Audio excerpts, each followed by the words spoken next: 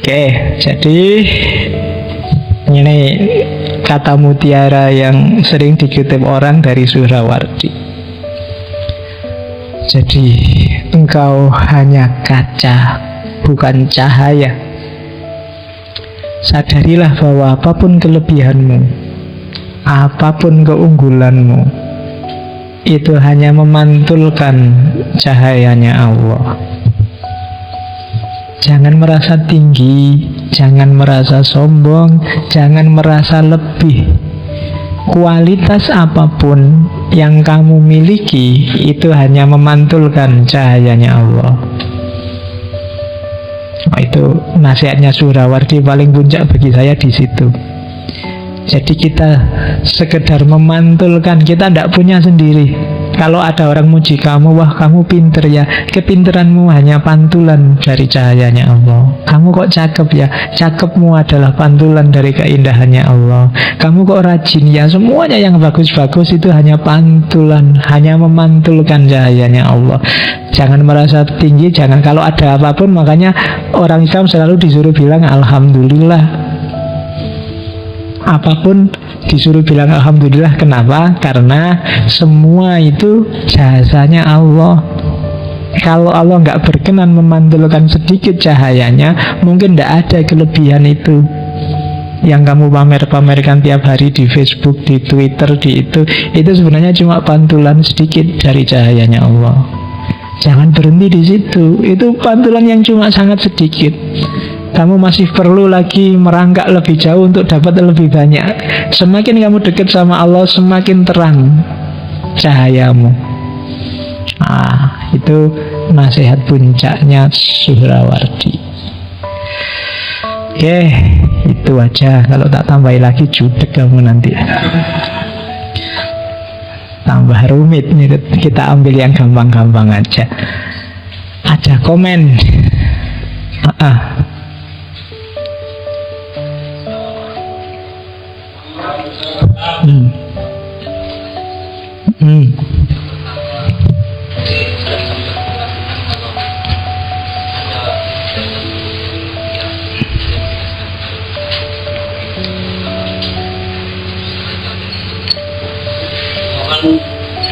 Kalau saya pribadi sih siap baca, mohon dijelaskan. Yang kedua, apakah di Jogja ada yang bisa menyampaikan juga mau atau mungkin dari pertama sampai yang ketiga? Kalau memang ada, siapa yang bisa dari mana? Ya, yang kamu tanyakan, kalau yang pertama, kamu ketemu saya dulu. Saya tidak bisa ngasih ke umum. Ketemu saya itu pun saya nggak nyamin ngasih. Kita harus ngobrol panjang dulu, biar aku ngerti. Kalau enggak, aku bukan apa-apa. Di samping tidak paham juga, kalau salah konteks juga nanti salah menerapkan. Ya monggo, kalau yang ingin mendalami itu ada, di samping rumitnya juga kedalamannya harus hati-hati, karena kan begitu salah konteks juga bisa keliru. Itu yang pertama. Jadi kalau berminat silakan ketemu saya di jurusan. Kalau untuk umum kayak gini, apalagi nanti kamu rekam, kamu sebarkan kemana-mana, nanti dianggap seandainya tidak menyesatkan pun bikin pening orang lain, kan berdosa. Ya, jadi sudah capek-capek download ngomong opo, tambah susah aku nanti. Kayak para sufi itu loh. Ya kalau nggak bisa bikin cerah ya jangan bikin pening lah. Yang kedua, di Jogja ini siapa yang nyampe level-level itu? Itu orang tua apa takut jawab mas? Siapa ya? Saya ngertinya cuma yang level pertama, aku dewe. Yang level kedua siapa, level ketiga siapa? Gini caranya, kamu sendiri yang mencerahkan dirimu, pertajam mata batinmu, kamu akan bisa melihat di wajahnya setiap orang dia ada di level mana. Orang yang levelnya lebih tinggi akan bisa membaca orang yang levelnya lebih rendah, tapi tidak sebaliknya. Caranya begitu. Kalau kamu sudah nyampe level tertinggi, kamu akan bisa ngerti, oh kamu levelnya itu lebih bawah dari aku. Kayak kalau kamu belajar filsafat itu loh, yang ilmu filsafatnya lebih tinggi akan bisa mendeteksi, oh cuma sampai di situ tuh filsafatmu. Tapi yang filsafatnya lebih rendah, dia tidak akan bisa membaca yang filsafatnya lebih tinggi, mesti merasa lebih jago. Caranya begitu. Saya tidak bisa jawab dua-duanya. Jadi yang kedua, kamu sendiri kalau pengen penasaran siapa yang di level kedua, naiklah kamu ke level ketiga. Ya, paling tidak level kedua juga, karena layak riful wali ilal wali. Orang yang sama-sama level bisa mendeteksi dan bisa sama-sama menaikkan kelas. Kalau kamu punya teman orang yang satu level, itu yang didapat oleh Jalaluddin Rumi dari Syamsul Tabriz. Karena punya teman yang levelnya sama, naiknya bisa lebih cepat. Nah, kalau kita merasa ada di level paling bawah semuanya, ayo kita kerjasama naik level bareng-bareng, itu lebih cepat. Gimana caranya? Dari la ilaha illallah kita bareng-bareng nyampe la ilaha illahu, membebaskan diri dari konsep. Oh, itu kalau bareng-bareng lebih enak, ada saling kontrolnya. Ya makanya saya tak sarankan untuk memperdalam ini, kalau bisa ada ngaji tasawuf juga. Oke, Yombo kapan-kapan kalau ada, carilah para sufi yang sejati. Cuma sufi sejati itu tidak kelihatan. Kalian sendiri. Mursyid itu pun juga, kalau di dunia sufi ya, masuk ke dunia sufi, siapa mursyid kalian itu tidak bisa dicari.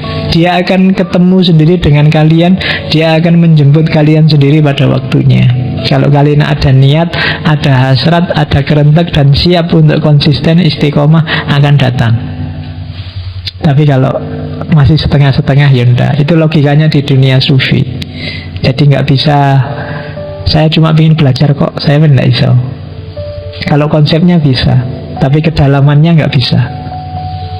Kayak gini ini kan konsep. Gampang kok ngomong bahwa kalau sudah nyampe la ilaha illallahu itu berarti sudah bebas dari konsep. Ngomongnya enak, tapi mempraktekannya itu tidak segampang ngomongkannya. Intinya terakhirnya diem, tapi diem yang gimana itu harus dipraktekkan. Nggak sekedar diem itu, wah kamu kok nggak ngomong apa-apa, tauhidmu puncak ini, mesti kan nggak. Bukan diem yang kayak gitu, mesti kan ada parameternya sendiri. Dan itu hanya orang yang di level itu yang bisa menangkap. Itu enak nggak enaknya belajar sufi, karena dia bukan pengetahuan umum.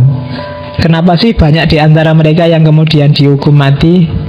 Karena teorinya pasti berlawanan dengan mainstream.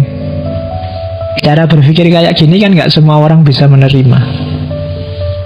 Agak nabrak mainstream. Itu yang bikin di antara cabang-cabang ilmu Islam, filsafat Islam, ilmu kalam, fikih, macam-macam, itu kan yang paling sering dikafir-kafirkan kan wilayah tasawuf ini. Dengan tuduhan di luar Islam lah, dengan tuduhan nggak sesuai Quran dan Sunnah lah, macam-macam. Yo, monggo setiap orang punya pikiran, punya ide sendiri-sendiri. Yang penting gagasan utamanya, tidak boleh ada yang tidak setuju bahwa tuntutan beragama seorang muslim itu tidak cuma lahir, tidak cuma fikih, tapi juga batin. Justru batin itulah sasaran utama adanya Islam. Makanya Nabi bilang, innama bu'istu liutammima makarimal akhlak. Itu kan dunia batin. Nggak ada gunanya fikihmu bagus tiap hari sholat tapi akhlakmu rusak. Ketika akhlakmu rusak berarti misinya Nabi gagal. Karena misinya Nabi itu makarimal akhlak. Jadi pertama-tama perhatikan akhlakmu. Nah, jalan menuju akhlak mulia itu antara lain lewat fikih. Tidak mungkin akhlakmu mulia kalau kamu tidak mau puasa. Tidak mungkin akhlakmu mulia kalau kamu malas sholat, nggak mau berbagi dengan zakat, nggak mau bersatu dengan haji, nggak mau. Itu di antara media-media yang disediakan oleh Allah menuju akhlakul karimah.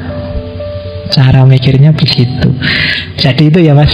Ya monggo kalau ingin lebih dalam Suhrawardi, ketemu saya nggak apa-apa. Oke.